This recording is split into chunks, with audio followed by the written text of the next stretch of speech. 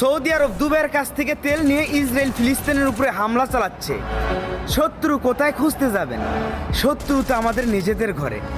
কারোরই কিছু বলতে হবে না, শুধুমাত্র সৌদি দুবাই যদি একটা কথা বলে, ইসরায়েলের আর সাহস হবে না সামনের দিকে একটা ধাপ বাড়াতে।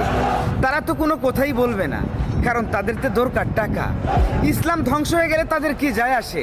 তাদের তো রাসূলের দেশে জন্ম হয়েছে, তারা এমনিতেই জান্নাত পেয়ে যাবে। ভালো নেই ফিলিস্তিনে গাজার মুসলমান ভাই ও বোনেরা, ছোট ছোট মাসুম বাচ্চারা, আর তারা মেতে আছে মজ মস্তি, নর নারী আর খেলাধুলা নিয়ে।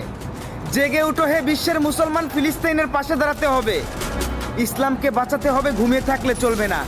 এই ইতিহাস একদিন রোজ হাশরে সাক্ষী দেবে, ইসলামকে বাঁচাতে গিয়ে শুধুমাত্র ফিলিস্তিন যুদ্ধ করেছে, আর আমরা পুরো বিশ্বের মুসলমানরা বসে বসে শুধু তার তামসা দেখে গেছি।